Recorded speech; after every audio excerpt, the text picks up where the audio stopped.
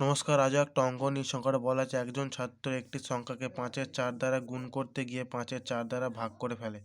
তার উত্তর 36 কম হয় সঠিক উত্তর থেকে। তাহলে সংখ্যাটি হবে 80। তাহলে ধরে নিই আমরা সংখ্যাটি এক্স ধরে করেছি, দুটো নিয়ম করা আছে, এক্স ধরে করেছি সংখ্যাটি এক্স। তাহলে 5 তাহলে গুণ করলে কত হতো সংখ্যাটা 5x/4।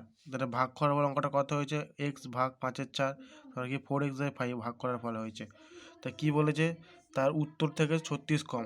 যদি গুণ করতে এটা হতো আর ভাগ করতে, তাহলে এই গুণের যে ভাগ করার ফলে তার উত্তর কত হয়েছে 36 কম হয়েছে। তাহলে আমরা গুণফল বিয়োগ ভাগফল করবো, 5x প্রশ্ন অনুসারে বাই 4 মাইনাস 4x/5 = 36।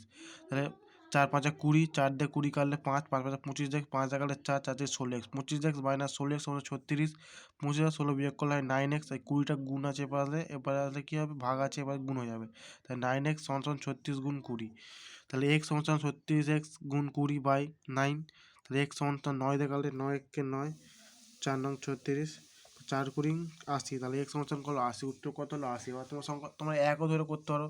তাহলে এক ধরলে কী করলে 5 1 আসতে 5 গুণ করলে 5/4, আর বিয়োগ আর যদি ভাগ করে দেয় 4/5, 5/4 x বাদ দিয়ে করলে এরকম হবে 4/5 36, 25 মাইনাস 16 20, 36 9 9 = 36/x। ডাইরেক্ট কেটে দিতে পারো 9 4 বা এটা করতে হবে 36x/20, 9/36 = 80। দুরকমভাবে করতে পারো, যেটা খুশি। আশা করি সব বুঝতে পেরেছো।